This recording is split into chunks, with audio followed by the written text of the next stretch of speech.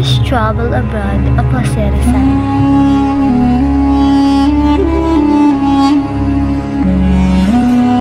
Ang pag-alis ni Rizal patungong Espanya ay itinago upang maiwasan ang pagtuklas ng mga otoridad ng Espanya at ang mga prail, kahit ang kanyang sariling mga magulang ay hindi alam, dahil hindi papayagan ng kanyang ina na gawin niya ito. Tanging ang kanyang nakakatanang kapatid, ang kanyang tiyuhin, ang kanyang mga kapatid na babae na sina Neneng at Lucia, ang pamilyang Valenzuela, si Pedro Paterno, ang mga paring huwesta ng Ateneo at ang kanyang iniibig na si Leonor. Binigyan siya ng mga pare ng wisweta ng mga liham ng rekomendasyon sa mga miyembro ng karilang samahan sa Barcelona. Ginamit niya ang pangalang Jose Mercado. Handa ka na ba, Jose? Oo, Pasiano. Kailangan kong gawin ito. Jose, mag-ingat ka. Huwag mo kaming kalimutan. Babalik ka rin, Jose. Alam kong babalik ka. Ang panganib mo, Jose. Pero alam kong magagawa mo ang tama. Huwag kang matakot, Jose. Marami kaming naniniwala sa iyo. Jose, magiging tayo sa lahat. Naway gabayan ka ng Diyos, Jose. Habang papalubog ang araw, si Rizal ay nag-sketch ng silueta ng Maynila, ang kanyang tahanan. Ang kanyang mga kamay ay nanginginig at ang kanyang mga mata ay puno ng luha. Alam niyang ang kanyang paglalakbay ay magiging mahaba at mahirap.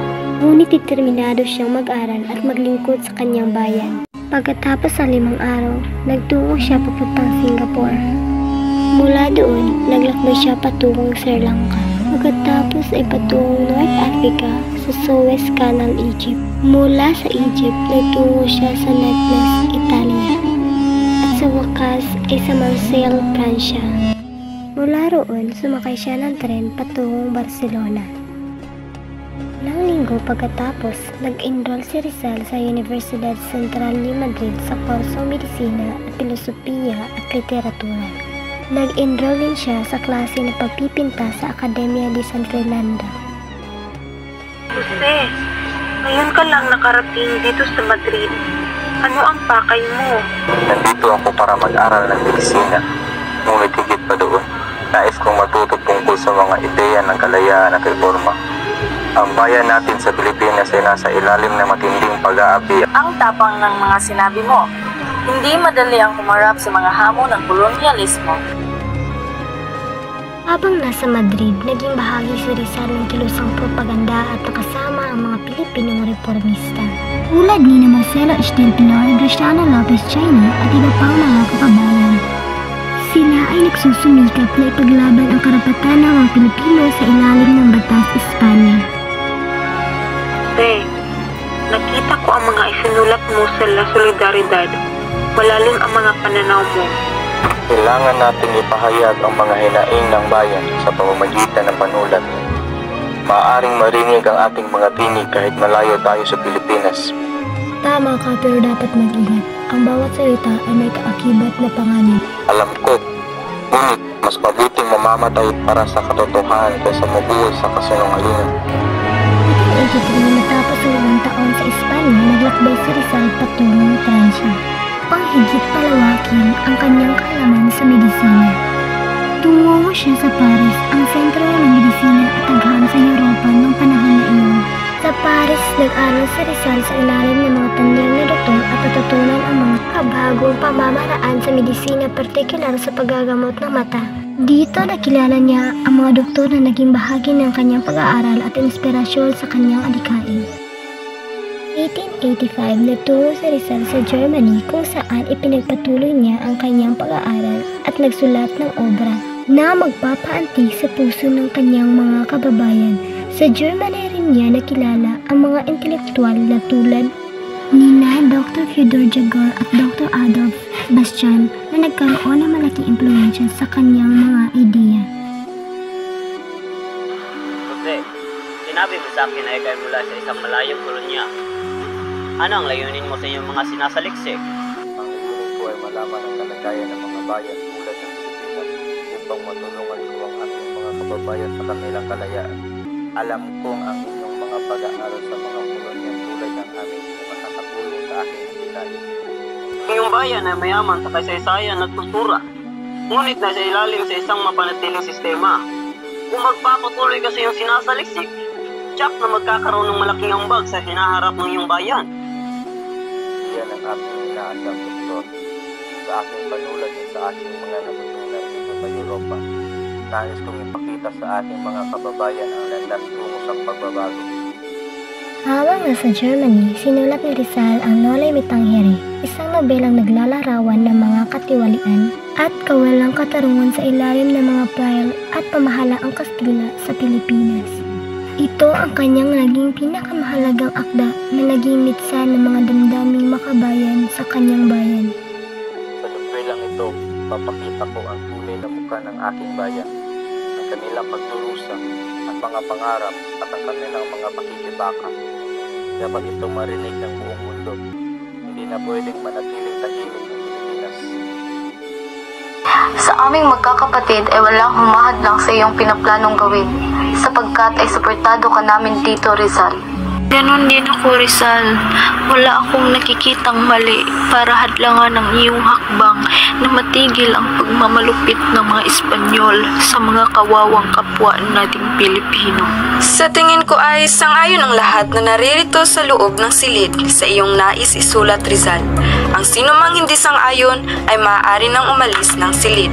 Dahil ng nais na umalis, dinideklara kong lahat kami ay naaprubahan ang isusulat mong nobela. Makakaasa kang tutulong kami sa pagsusulat.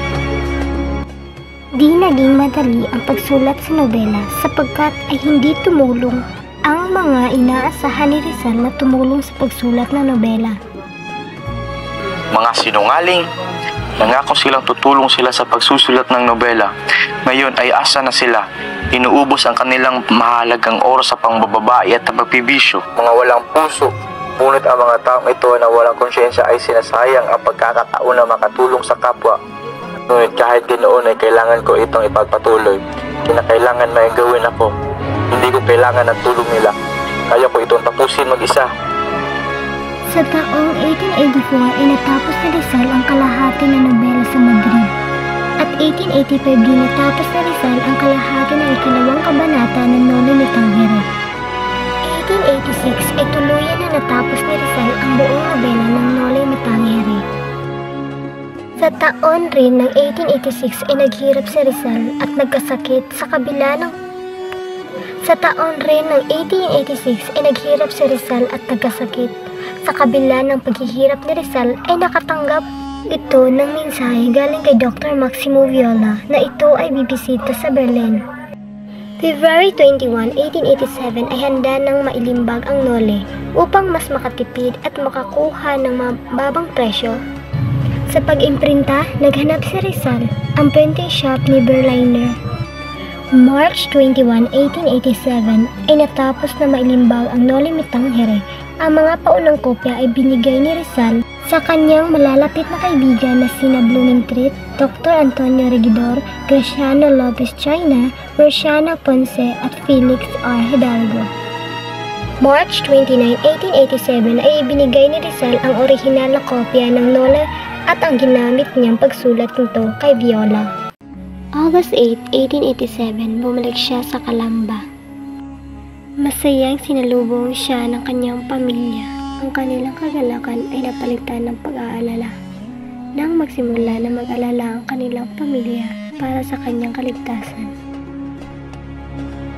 Anak, buti na lang at nakabalik ka ng ligtas. Anak, buti na lang at nakauwi ka ng maayos. Nag-aalala kami sa iyo. Mag-aalala ako. Ligtas ako. Jose, mag-ingat ka. Masama ang loob ng mga praile dahil sa iyong mga sinulat. Hindi ako aalis sa tabi mo sa mga unang araw. Kailangan kitang protektahan. Salamat, Pasyano. Alam kong nag-aalala ka. Pero hindi ako susuko sa paglaban para sa ating bayan. Sa Calamba, natayo siya ng isang klinikang paggamot at ang kanyang unang pasyente ay ang kanyang ina na halos bulag noon. Ang balita tungkol sa isang mahusay na doktor mula sa Germany ay kumalat ng malawakan. Ang mga pasyente mula sa Maynila at mga lalawigan ay nagsipagdaloy sa Calamba upang nagpakonsulta kay Rizal. Ang kanyang bayad ay makatwiran at sa loob na isang buwan ay nakakakuha siya ng halos 900 peso. Nagbukas din siya ng isang gymnastics para sa mga kabataan kung saan ipinakilala niya ang mga sport ng Europa.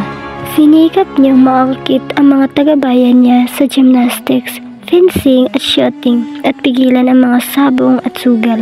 Sa kabila ng kanyang pagbabalik, hindi niya nakita ang kanyang minamahal na si Leonor Rivera. Naging malungkot siya dahil hindi niya ito nakita. Nais niya makausap si Leonor, ngunit alam niyang hindi paligtas para sa kanya na makita ang kanyang minamahal. Ilang linggo matapos ang kanyang pagdating, nakatanggap siya ng sulat mula kay Gobernador General Emilio Terrero na humiling sa kanya na pumunta sa Malacañang Palace. Pumunta si Rizal sa Maynila at humarap kay Gobernador General Terrero. Ipinagtanggol ni Rizal ang kanyang nobela, ang Noli Me Tangere, at ipinaliwanag na ito ay isang paglalarawan lamang ng katotohanan at hindi isang paghihikayat sa paghihimagsik. Natuwa si Gobernador General Terrero sa kanyang paliwanag at humingi ng kopya ng Noli upang mabasa niya ito. Ikinagagalak kong marinig ang iyong paliwanag, Rizal. Nais kong mabasa ang iyong nobela. Magbibigay po ako ng kopya sa lalong madaling panahon, Gobernador General. Nakatagpo si Rizal ng isang kopya ng Noli sa kamay ng isang kaibigan at ibinigay niya ito kay Gobernador General Terrero. Alam ni Gobernador General Terrero na ang buhay ni Rizal ay nasa panganib dahil sa mga pry. Nagtalaga siya ng isang batang tiniente ng Espanyol bilang bodyguard ni Rizal.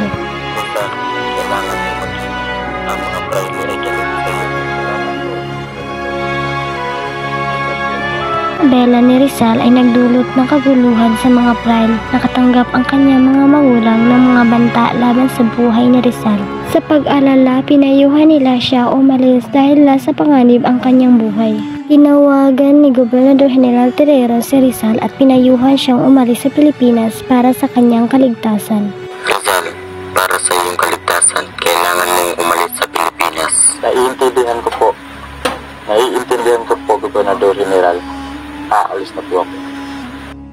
Dahil hindi kayang suwayin ang utos ng Gobernador General, umalis si Rizal sa Calamba noong 1888. Ang kanyang pag-alis ay isang malungkot na pangyayari, ngunit alam niyang kailangan niyang gawin ito para sa kanyang kaligtasan at para sa kanyang pangarap sa Pilipinas.